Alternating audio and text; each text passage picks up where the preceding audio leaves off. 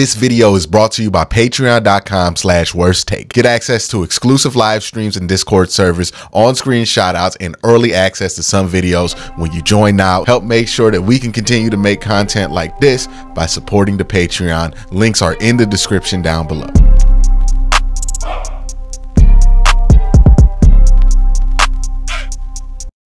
Now, the other day, we talked about the things that will make you nervous about the Cleveland Browns, because I do think it's important to have a conversation about the things that make you nervous. But I think today is the time we turn up. Today is the time that we talk about what makes you excited about this Cleveland Browns team. And it's tough to have this conversation about what makes you excited for this Cleveland Browns team and not sound redundant of last year, because they're bringing back so much of what made this team great last year. But I do think that there is still a ton to be excited about. So let's just jump into it and talk about what's going to make you excited. First thing that's going to make you excited about the upcoming Browns season, or I think that excites Browns fans, is that you're getting back a massive return of injured star football players. The Browns had 26% of their salary cap on injured reserve, which is, I think, tied for the most in the NFL. They were able to win 11 games last year, which is the first time that that's ever happened since they've been accounting that stat on, I believe it's not over the cap, but Spot Track. So it's the first time a team was able to accomplish that with 26% or more of their salary cap on IR ever. I think the only team that came close and went 500 was like an 8-8 team. That is an accomplishment. And that should also get you excited, because not only did they accomplish that last year, they were able to bring back most of their starters. I mean, all of their starters. I don't think they lost a single starter. The only player that they lost in free agency that I would say was a contributor to the team last year is Sione Takitaki. Everybody else, they were able to bring back. And on top of that, on top of bringing back a squad that was capable of winning 11 games while 26% of the salary cap was injured, you're getting back that 26% of the salary cap that was injured. You're getting back Nick Chubb, hopefully healthy. He was a big deal for this team when he's out there. It goes without saying. You're getting back Deshaun Watson, who, when he was healthy, did factor and play well for this team for the most part. You're getting back Jed Wills, who said what you want about Jed, and we talked about him in a nervous video, because he's the one thing I am truly nervous about. He's still like much better than what they had at left tackle for most of last year after he went out. Like much better than Garyon Christian. DeJuan Jones coming back from injury. We know that he's a dog, right? Much better than James Hudson. Grant Delpit coming back from injury. Dustin Hopkins coming back from injury, right? Like all of those guys who were not able to play in the Houston playoff game, and part of the reason why that result was that result, they're going to be back this season and they're going to make an impact, right? You're going to have good kicking. You're going to have good defense. You're going to have a good run game, hopefully. Hopefully you have good tackle play. Hopefully you have good quarterback play. So the return of those injured players is a massive deal, right? Because when you lost Nick Chubb, you felt like a part of your ceiling got chipped off. When you lost Deshaun Watson, you felt like a part of your ceiling got chipped off. When you lost Jed Wills for the year, you felt like a part of your ceiling got chipped off. When you lost DeJuan Jones last year, you felt like a part of your ceiling got chipped off. When you lost Dustin Hopkins last year and Grant Delpit last year, you felt like a part of your ceiling got chipped off. And that was true. The Browns' ceiling last year got chipped and chipped and chipped and chipped and chipped and chipped and chipped until it was a first-round exit to a young Houston team. But now you're getting all those pieces back, and hopefully your ceiling is where you hoped it was last year. Let's talk about the other reason that I think the Browns fans should be super excited. Last year, the Browns defense, I felt like dominated because they were just better on the defensive line than most other teams could be. And the Browns have not only brought back that strength by bringing back Za'Darius Smith, they doubled down on that strength by adding to that room more bodies, right? Za'Darius is a dog. They're bringing back Za'Darius. I've said this for like almost a year now. I truly believe Za'Darius is going to have a much better year sack-wise this year than he did last year, because I think Za'Darius was dealing with the foot injury for the bulk of last year. Myles Garrett is Myles Garrett, and honestly, Myles Garrett is at the point of his career where like he don't even got to be super effective to be super effective. And what I mean by that is just the fact that Myles is on the field will change offenses enough to where Myles is going to have a big impact on the game, or at least the biggest impact on the game from a defensive perspective than anybody, even if he gets a sack, even if he doesn't. He's truly on like Darrelle Revis Island time. Like teams are actively thinking most of their game plan about what they're going to do about Myles. So Myles is Myles, and as long as Myles is out there, he's going to have a tremendous impact. He's going to get other guys free, and he don't even got to play well to do it. Now, he's Myles Garrett, so he is going to play well, but that's the impact of Myles Garrett. Like he is the Revis Island of defensive ends. Never seen anything like it. Alex Wright is a forgotten about piece, and a slept on piece, but a piece that I think really took a step both on the inside and outside last year.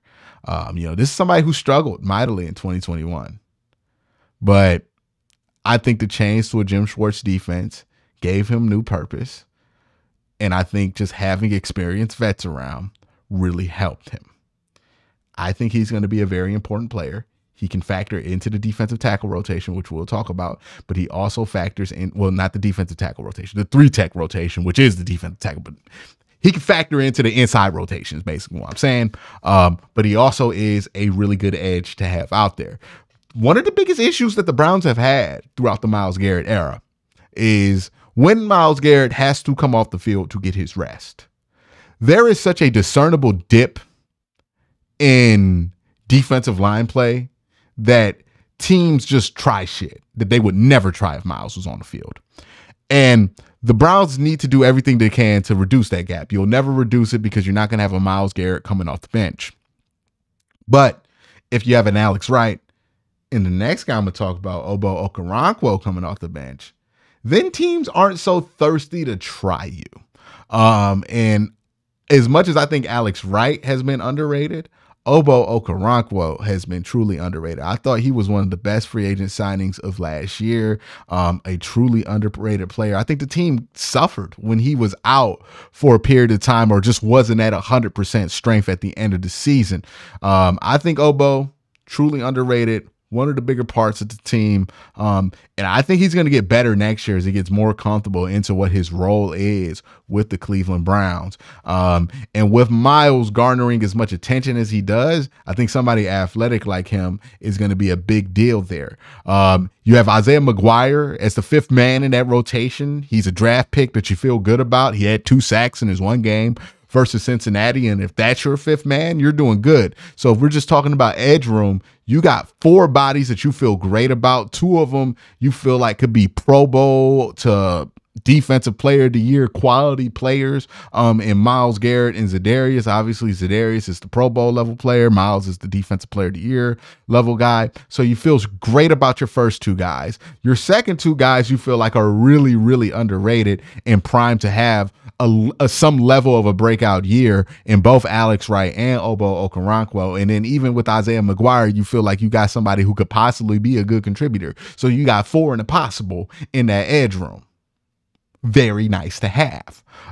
You look at this defensive tackle rotation, and it's also looking like it has the potential to be deadly. You know, Dalvin Tomlinson's going to be the OG. He's going to hold it down in that defensive tackle room. You also have Shelby Harris, who proved himself to be a solid playmaker, right? He did a lot of blocking balls at the line of scrimmage. He did a lot of like containing quarterbacks into the pocket so other edges can kind of go in, swoop in, and get the sacks. I think that Shelby Harris played pretty well for this team and was a little bit underrated. Maurice Hurst is also somebody who could be a bit of a hellraiser on there, right? We know this. When he's healthy, he is a hellraiser. The question with him is always going to be when he's healthy, but he was healthy for the bulk of last year, and he was a hellraiser for the bulk of last year. You brought in Quentin Jefferson, and somebody who has a lot of promise. His advanced numbers seem promising. He had a really high pass rush win rate number. Pressure numbers are pretty good on him too. So you're asking him to be another Hellraiser. So you feel like you got 3 Hellraisers already built in to that defensive tackle rotation. Then you have to talk about how Zadarius Smith rotates into defensive tackle every once in a while, at least a couple times a game. You have to talk about how Alex Wright will rotate into that defensive tackle rotation at least a couple times a game. Then you also have to ask yourself, hey, Michael Hall, he's 20 now. He's not going to be ready for a big role in year 1, but he might be ready for a smaller role, and he might be great for a smaller role in year 1. And he has the potential to be something because he's the highest investment that the Cleveland Browns have made at defensive tackle since Andrew Berry took the reins as the general manager of the Cleveland Browns. So you feel really good about that. So you have a defensive tackle room that you have 6 guys in for the rotation, 3 guys that you know that are just defensive tackles that you feel great about, a 4th one in there that you feel great about, but he's super young, so he might not be ready for a big role. But still, you got 4 in that rotation with 6 bodies that you can roll in there. You feel like you have endless, like what Kevin Stefanski and Jim Schwartz like to say, you just want ammunition, right? It's like having relief pitchers. You want to consistently throw these guys at the opponent. And that's what the Browns have cultivated with this defensive tackle room. They have body after body, at the body, at the body, at the body, at the body. They have legitimately 4 + 3, 7 bodies to throw at these offensive linemen that they feel great about, and 2 possible ones that might be able to be factored into that rotation that they feel good about too. So at the end of the year, we could be talking about 9 people in that rotation that we're just constantly throwing at these guys. Oh, by the way, we got Myles Garrett and Zadarius Smith. It's a deadly defensive line on paper. Has to show out like it did last year, but it's deadly on paper. The other thing that I think Browns fans should be extremely excited about is that it's year 2 in the Jim Schwartz defense. One of the things that was a consistent problem for this Browns defense last year was when they got forced into zone, there were issues. And when teams would use a lot of pre-snap motion to try to expose, whether they were in snap or whether they were in zone, whether they were in man, the Browns got exposed a little bit there too. I think what the pre-snap motion thing exposed was that the Browns weren't the most comfortable in their zone coverage rules, which is a normal for a team in year 1. Year 2, you expect that to improve. And it's also worth noting, I thought that some of this stuff got better towards the end of the season, especially when they had most of the starters in before like all of the secondary went out towards the end of the season. So, or at least all of the safeties went out. So I think that that's going to improve for the team. They're going to have a better grasp on their coverage room. And could you imagine what this Browns defense can look like when, even if they get forced into zone, they can still be a strong team? Because they weren't a strong zone coverage team. They were a strong man coverage team, and they were a strong defensive line team last year. But if they can get more solid in zone coverage and take that away from teams who want to counter to them with that, then this defense starts to feel impenetrable to a lot of teams facing it. And the last thing that I think Browns fans should be excited about is the new offensive approach for the Cleveland Browns. We have to be honest here, whether you are a pro Deshaun Watson person, anti Deshaun Watson person, or like, yeah, I just want the team to be good person, right? Like those are the 3 camps, right? And I just want the team to be good. We have to be honest about ourselves about something with Deshaun Watson here. We are in the Odell zone with Deshaun Watson. And I say the Odell zone because Odell Beckham was in Cleveland and there was never a 4-week period where it felt right. Like it felt like we were using him right. There were games where it felt like we utilized him, or moments in games where it felt like we utilized him. But there was never a chunk of the season or even a season where it felt like we were using this guy properly. It always felt like a constant battle of shoving a square peg into a round hole with Odell Beckham. And while there's been moments with Deshaun Watson, while there's been games with Deshaun Watson, 2 game stretches with Deshaun Watson, even in those games, there are moments where you're like, I don't feel like it fits. It don't feel like it fits. And the Browns made the most radical move of the offseason, I think, in moving off of Alex Van Pelt and bringing in Ken Dorsey, because I think on some level they recognize that that was an issue. It did not feel like it fit. I think they saw what happened with Odell, how it never fit with Odell for whatever reason, whether it was Baker Mayfield, whether it was Kevin Stefanski's offense. And I truly believe it was both Kevin Stefanski, Baker Mayfield, and Odell that made that whole thing not work, right? I think they just never got how all three of them can work together, or weren't really that compatible to begin with. Keep in mind, Odell was traded for by John Dorsey. This was an arranged marriage of style of coach, not necessarily what John traded him here for. And this Deshaun Watson thing certainly is an arranged marriage. Like, Kevin was in the meetings with Andrew Berry, with Jimmy, when they brought Deshaun Watson here. And I think that's why he's able to have the realization it ain't working. I think Kevin has been asking Deshaun to be more of a game manager, occasionally make plays and be a game changer, but I want you to just to manage the game, be safe, make the throws on time, do what I'm asking you to do, basically. And I think he had a reckoning after watching the tape that sometimes it works, but it never feels like it's right. And before it's too late, you should probably make an adjustment. So they brought in Ken Dorsey, who is used to working with guys who play more in what Deshaun Watson's natural play style is, right? Deshaun Watson is super cerebral. He's a very smart quarterback. He likes to read defenses as they break down and adjust to him and his athleticism, right? This is something that Josh Allen does at a high level. This is something that Cam Newton was known for doing at a high level, right? He's not going to be super reliant on pre-snap reads, even though he's really good at pre-snap reads, because he knows that he has an added ability to improvise that's just going to make those pre-snap reads less reliable than it would be for somebody who can't move like a Kirk Cousins, right? Kirk Cousins trusts his pre-snap reads because he knows that this going to go exactly how it's supposed to go, right? I'm going to be in this pocket throwing this ball. There ain't going to be no shaking out, throwing it on the side. He's not anticipating that. Same thing with like a Joe Flacco, right? They trust their pre-snap reads because that's really reliable for their play style. When you're a more athletic quarterback, when you're a quarterback who likes to move around a little bit and improvise and give guys that freedom, then you want to be cerebral after the snap, because that's going to be a lot more reliable. I think that's going to be a fit that works with Deshaun Watson. Now, there are going to be times where he's going to be asked to be a game manager. He's going to have to lean on what he's learned the last 2 years as the Cleveland Browns quarterback. And I think the Baltimore game, the second half of that, is a great example. I think in the first half, Deshaun Watson tried to go game changer on the Baltimore Ravens, and it didn't work. They weren't letting anything be open down the field. And then they made the adjustment to be more of a game manager versus Baltimore, and he went 14 of 14 and ended that game off very strong. Same thing in Cincinnati, where the game manager approach helped them, right? The weather conditions made it so you weren't going to make those big time throws that you usually make. So you had to run the ball, you had to throw a little bit shorter, you had to do a little bit more game manager type stuff to win that game, and you were able to do it.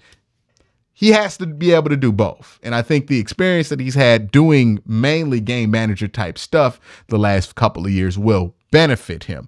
But I think having him in an offense is a little bit more natural to him will help his confidence and also just help him play how he always has played football. And that will result in better numbers and all that stuff. So I think the new offensive approach will be good for him. I also think an underrated part, because we talked a lot about how Deshaun Watson will benefit from a new offense. David Njoku, to me, is somebody I'm like, hey, man, can we finally utilize David Njoku 100%? Like, that's what I'm excited for. I really hope that this change in the offense will lead to us finally utilizing David Njoku properly. And what I mean by utilizing him properly is I have no problem with how they used him in the past. It's the volume that they've used him that I always have the issue with. It's like it always seems like we end the year thinking, man, David Njoku should have got the ball more. And I'm hoping that when you change this offense around, we're going to build it around somebody with the skill set of David Njoku to be able to get him the ball as many times as possible. Obviously, you want to get the ball to Amari Cooper, sure, but I think it's time for David Njoku to stop being underutilized in the Browns offense. So that's what makes me excited about this upcoming year. Let me know what makes you excited in the comment section down below. Y'all have a great day. Have an even better night. Peace.